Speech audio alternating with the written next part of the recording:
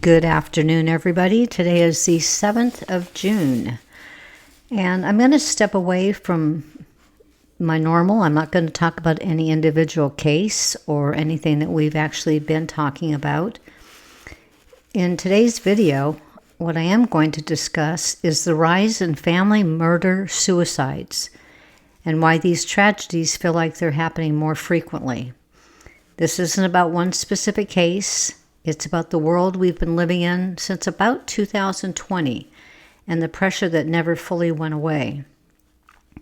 Most family murder-suicides are based predominantly around issues that developed from financial instability, job losses, isolation, mental health issues, medical issues, increased domestic conflicts.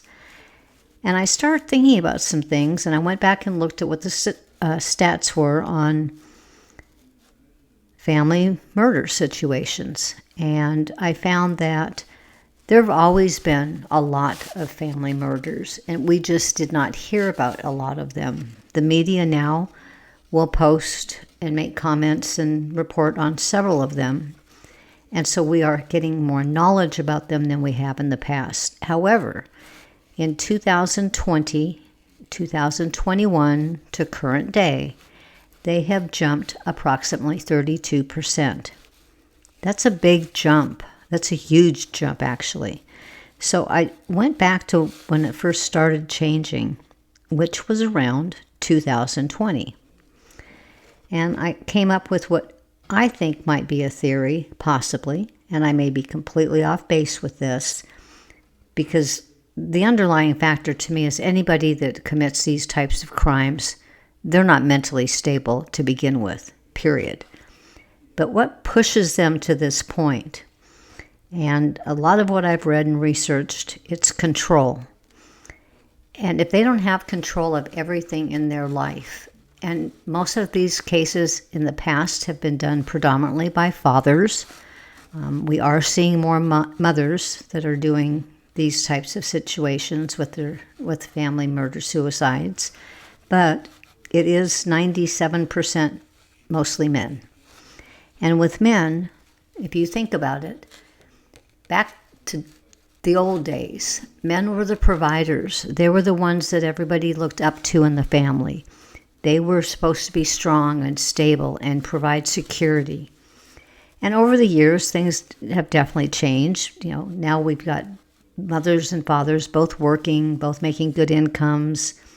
There's sometimes a struggle going on between the two of them because of that. But, we don't have one person home with the kids anymore like we used to.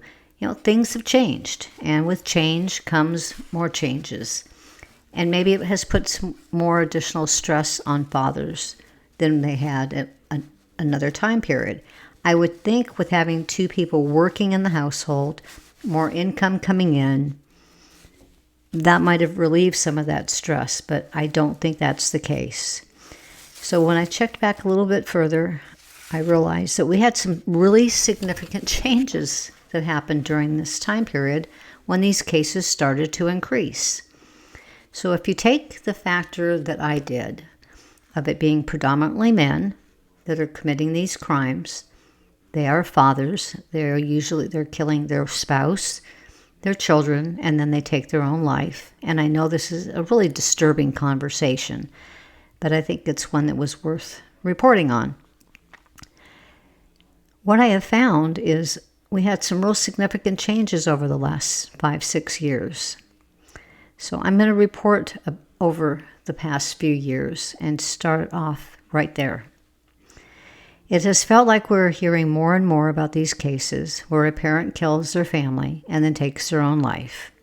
It is disturbing, it's confusing, and honestly, I think it's something most of us don't want to understand on a personal level because it's not normal. And it's hard to understand something that's this abnormal. But there is a reason these cases feel like they're happening more often. And it's not just the crimes themselves. It's the world we've been living in since approximately 2020. I noticed the interesting fact, and that is when COVID hit. When COVID hit, it didn't just bring a virus. It brought a wave of pressure that hit families from every direction.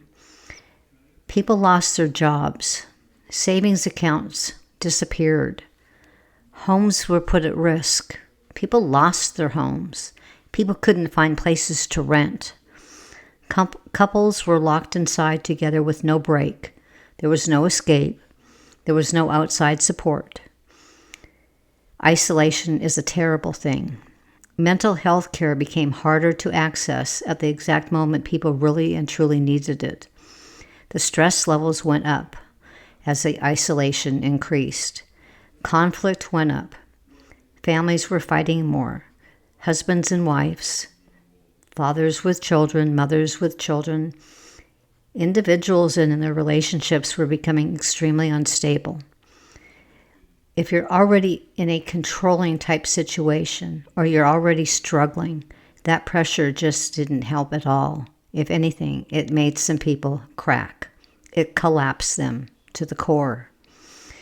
Most people under stress don't become violent, but the small percentage who were already on the edge become more dangerous. The pandemic did not create family assassinations, but it intensified every risk that fuels them. Financial fear, loss of control, relationship breakdowns, identity tied to being the provider, a fragile ego that can't tolerate failure. When those things collide, the results can be catastrophic. At the same time, the way we hear about these cases has changed. 10 years ago, a family murder in a small town might stay local, but we didn't hear about it on national news, and especially within hours of it happening. Social media spreads it instantly now. True crime communities track it in real time. So part of what we're seeing is an increase in reporting, not just an increase in the crimes themselves. But the truth is, somewhere in the middle, and somewhere in the middle is really a very dangerous place. These cases are still rare, but the conditions that lead to them have become more common since 2020. The stress didn't end when lockdowns ended. The financial fallout didn't magically reappear. The mental health strain did not reset.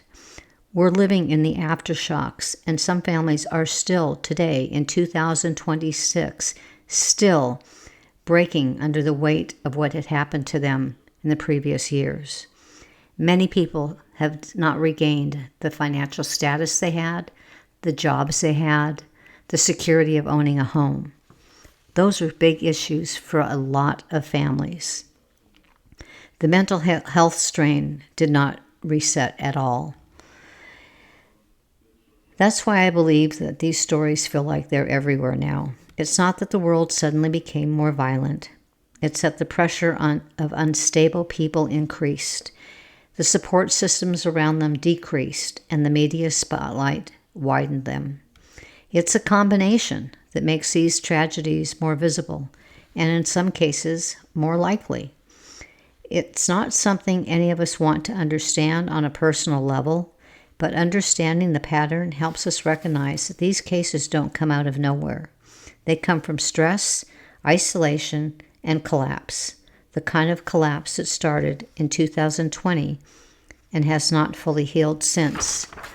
And in closing, I kind of look at that like this. As the world slowly returns to normal, the question we have to ask is this: did everyone else return with it, or are some people still living in the pressure cooker that never turned off? And that's my reporting on that situation, and I'd love to hear your comments. Thank you, and have a good day.